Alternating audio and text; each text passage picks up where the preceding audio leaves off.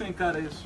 A gente tem que ter muito respeito, muita paciência e muita compreensão e sensibilidade com o que está acontecendo com o PT e especialmente com o Lula. Não é trivial o que está acontecendo, eu mesmo sinto amargura, aflição com tudo isso que está acontecendo, o que não dizer deles próprios. Portanto, é preciso, enfim, dar um tempo para que eles achem com equilíbrio o melhor caminho para que eles se situem na disputa brasileira, e eu vou tentar não fazer comentários para não animar aí uma opinião de sangue quente, que às vezes não é o melhor conselheiro. Como é que fica a esquerda a partir de agora, Ciro? Porque no Uruguai a esquerda fez uma frente ampla, né? Pode ser um caso de uma esquerda se unir, caso o Lula realmente não concorra, para fazer uma frente ampla com uma pessoa encabeçando essa chapa?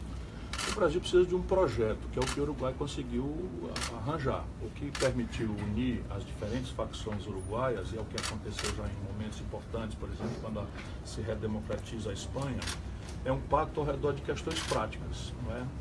O Brasil não pode fazer uma reunião apenas para afirmar um adjetivo ou negar outros adjetivos.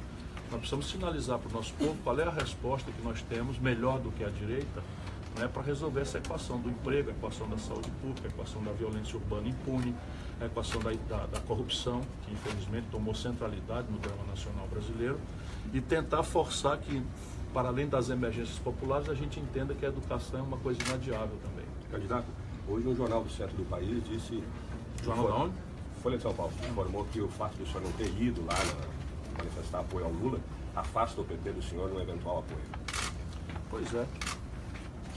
O senhor não quer o apoio do PT, não? Não, o que eu disse é no oposto. A gente tem que ter paciência, o momento do PT é um momento difícil, é um momento delicado, e a gente tem que manter a cabeça fria, a serenidade, o equilíbrio, para não nem tomar decisões e nem fazer afirmações de cabeça quente. Porque o que está acima de tudo é a necessidade de construirmos uma saída para esse gravíssimo momento brasileiro. O senhor pode se tornar o herdeiro dos votos do ex-presidente Lula?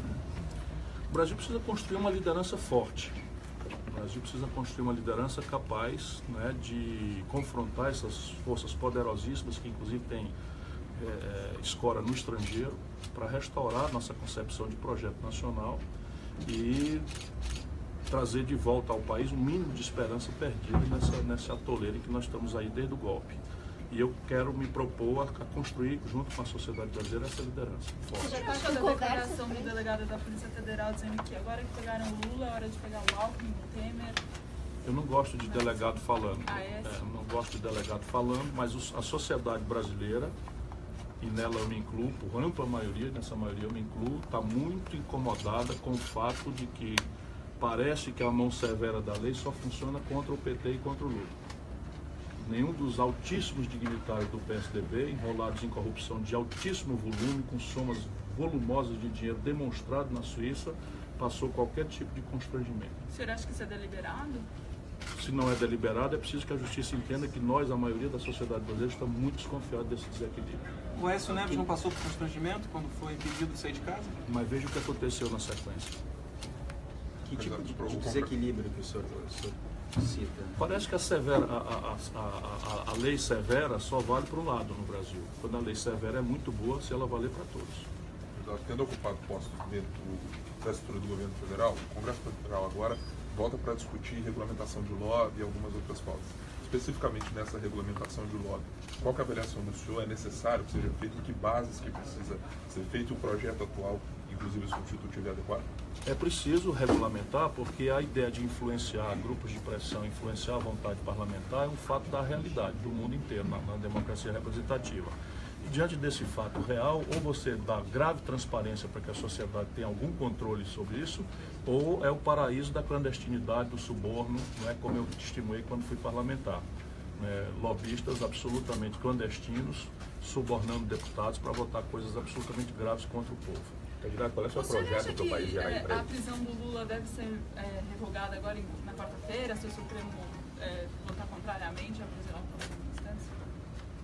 É muito exótico, para falar uma palavra moderada, que havendo uma tese sub júdice, ou seja, pendente de deliberação, que vale para todos, haja se optado pela apreciação de um caso em concreto, na frente desse caso em tese. É muito exótico. isso.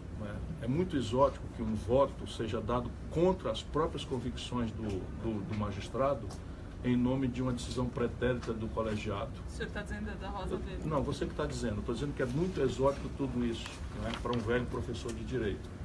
E eu espero que essa ida e vinda possa se corrigir o quanto antes e que todos os que foram alcançados pela injustiça de uma decisão dessa natureza possam ser privilegiados, inclusive, especialmente o ex-presidente Lula. Mas sua posição, então, é que prisão em segunda instância é inconstitucional? Não, minha posição é um pouquinho mais complexa. A questão básica é o seguinte: nenhum país do mundo moderno garante 4 graus de jurisdição para crime comum.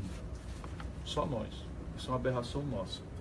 E ao invés de resolvermos essa aberração de submeter um processo penal convencional a 4 graus de jurisdição, e portanto há tempos que acabam garantindo pela prescrição a impunidade, você viola frontalmente a Constituição, que diz: é presumida a inocência de qualquer pessoa até que se lhe prove a culpa em contrário por sentença transitada e julgado.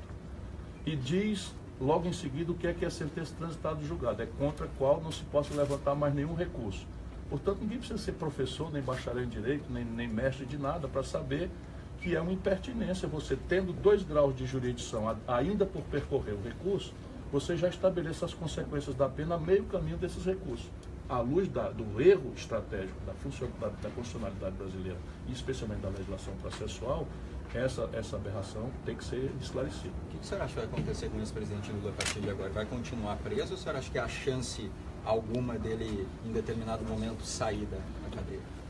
Eu espero que os seus advogados sejam capazes de achar o melhor remédio enquanto... A tese de que ele é um preso político nesse sentido?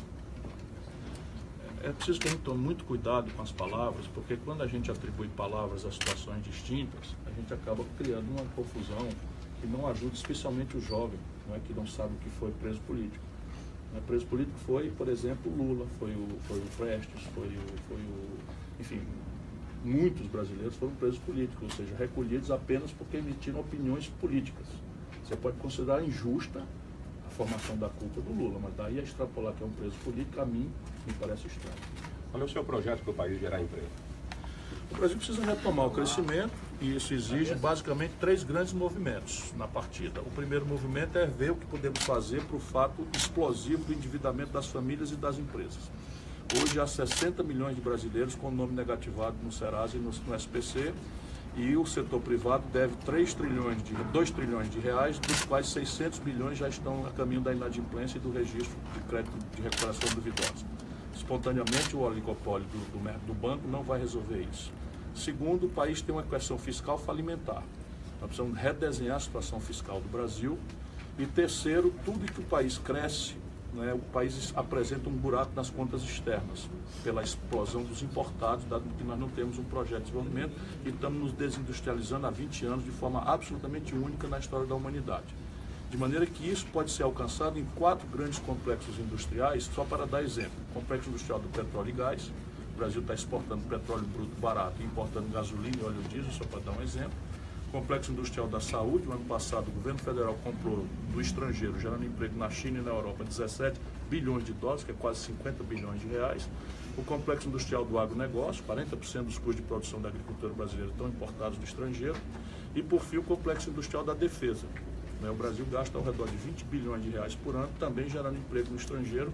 Quando essa encomenda, o dinheiro já está sendo gasto, poderia germinar empregos de alta qualidade em microeletrônica, em satélite, propulsão nuclear e outras consequências mais naturais. Só estou dando um exemplo.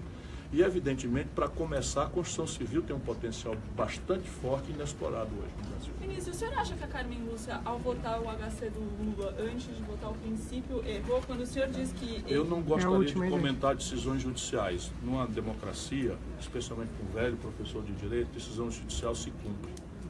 Obrigado. O senhor acha que a campanha na internet vai ter tanta força ou mais do que a campanha televisiva durante as eleições? Vai ter muita força, mas há uma inconfiabilidade que a sabedoria popular já sabe que a internet merece.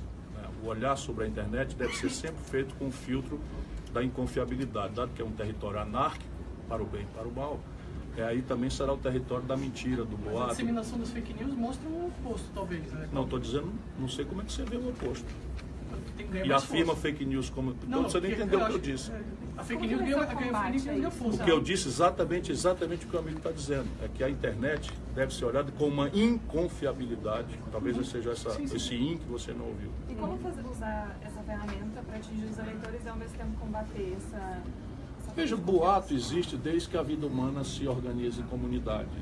Evidentemente que ela agora extrapolou no nível de complexidade e de velocidade com que se espalha, mas também no nível de descartabilidade, se eu puder usar assim, das informações, virou também única na história da humanidade.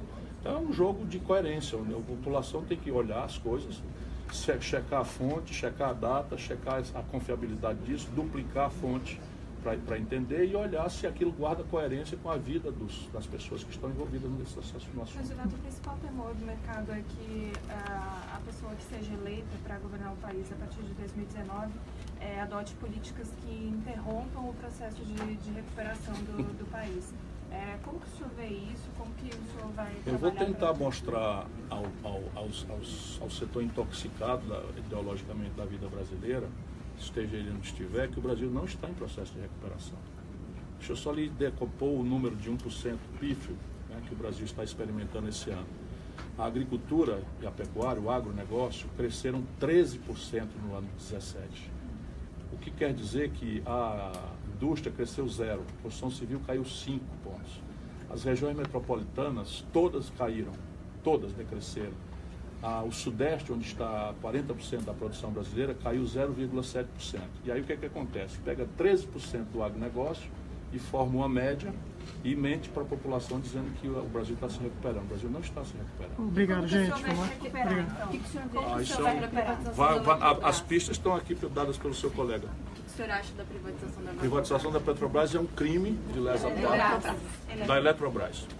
Dá na mesma. Da Eletrobras é um crime porque, neste caso da Eletrobras, você estaria entregando ao capital estrangeiro o controle do regime de águas do país.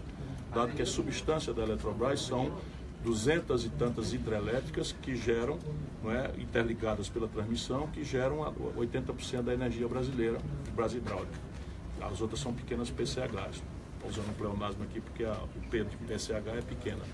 Então, repare bem, entregar ao capital estrangeiro o seu regime de água, nenhum país do mundo jamais fez. Como é que o senhor pretende tirar votos do Bolsonaro? Como é que o senhor pretende tirar votos do candidato Bolsonaro com seus eleitores? Deixa comigo. Obrigado, gente. Qual seria o papel do BNDES? É uma ferramenta essencial, especialmente em tempos de hiperconcentração bancária.